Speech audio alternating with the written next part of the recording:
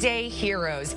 Nexstar has 198 television stations across the country, and these are the local remarkable women city winners from coast to coast. Welcome back, everyone. I'm Cher Calvin, and I am honored to introduce these warriors who dedicate their lives to others and proud to celebrate these everyday special women as the stars they truly are.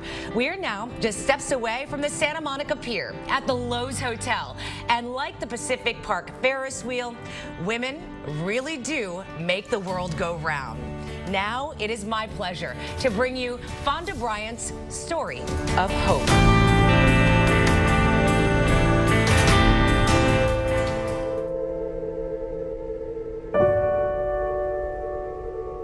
I really shouldn't even be here today. I should have been dead as a teenager. When you isolate yourself, those thoughts come into play and they get louder to the point where those thoughts turn into action. We have a lot of discrimination in this country, but one thing that does not discriminate is mental health. I'm Fonda Bryant. I struggle with clinical depression, and I'm a 26-year suicide survivor. I actually took a ton of pills. You feel very much alone, and you feel incredible pain. People don't really realize that the pain that we feel is not just in our head. It takes over our whole body.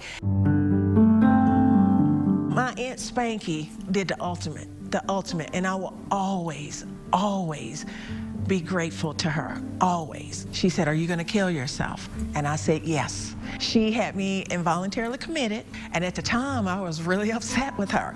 But if she hadn't have done that, I wouldn't be here. You got two choices when it comes to someone in crisis or suicidal. You can help save our life, or you can do nothing and risk going to a funeral and live with the fact that you didn't help them. In 2014 was the last time that I thought about hurting myself.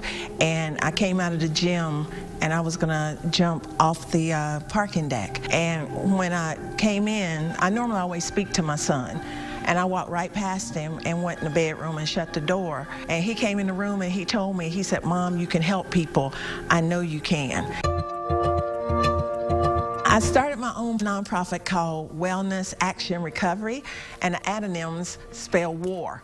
And it's like we have to go to war every day with ourselves just to make it through the day. We have to go to war with the public, thinking we're crazy, we're nuts, we're psycho. It's still a baby, but I plan to turn that into a force. One of the things I've done is get suicide prevention signs up in parking decks. You're not alone. And then we came up with Need Help, called the National Suicide Hotline. And I have a wonderful event called Sanity, Not Vanity, where I take mental health and working out for mental wellness. I just want people to know if you're struggling, you're not alone. There's help available. Depression is a debilitating disease. You don't even some days have enough energy to brush your teeth. If you don't take care of your mental health, it is not going to take care of you. If you need help, you can get better and you can lead a good life, because without help, it will get worse. And so I just urge everyone who's watching this and hear me, please, if you're struggling, go get help. You can get better, I promise you. Fonda reminds a brighter day is always around the corner. And now let's head to the heartland of Pennsylvania, where honoree Christy Lucas waves the red, white, and blue.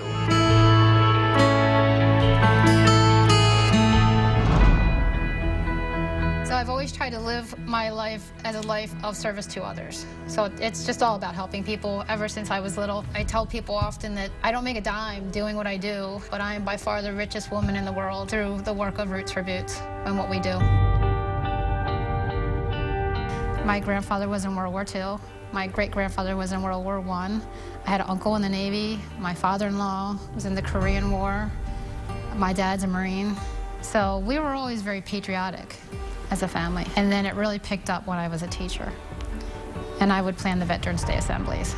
And that's kind of where this passion started. I always loved having veterans in the school. And the kids loved having them in the school and hearing their stories. And a lot of the stories had to do with perseverance and resilience and, living to fight another day. I feel like that was the spark that started it when I worked on those Veterans Day assemblies.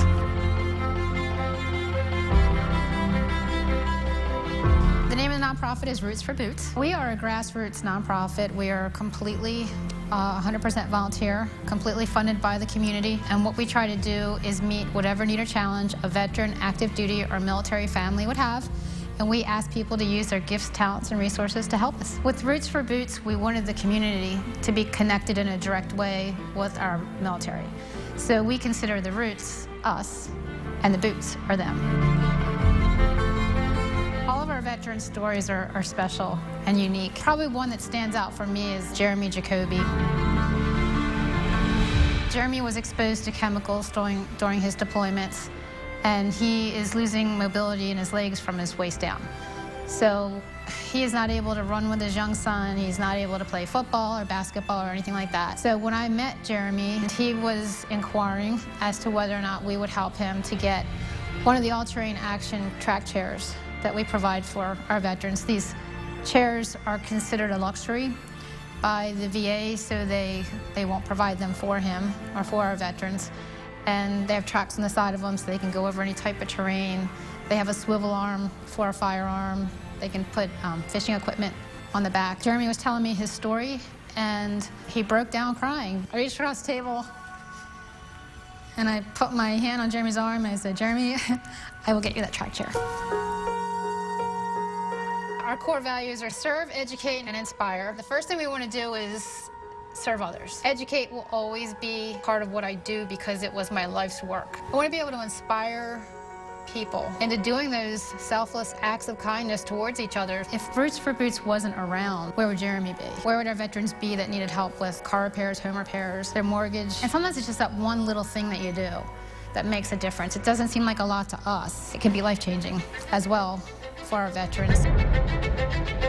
What makes a remarkable person? I think first of all, gratitude. Just to be grateful for all the blessings that are brought into your life, for the way that you've been able to bless other people's lives. Really, I don't consider myself remarkable, and that's why when you all called me and told me that I had this honor, I was like, what did I do? I think those that nominated me, especially those that are veterans that we help, I think they're remarkable. I think every veteran that I've had the honor to work with is remarkable. I believe we're all called during our time on earth here to do something. I don't believe in coincidence, so anything worth having doesn't come easy. And it's those storms, those failures, those are your markers, those are your stepping stones to what could be your greatest moments.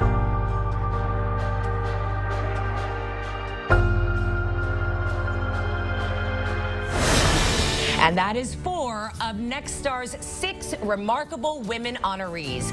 Coming up, a nurse who puts all others first, plus an ex-inmate offering others a second chance as Next Star's Remarkable Women returns. A remarkable woman is someone who is not afraid to live authentically herself. Congratulations to all you amazing, remarkable women.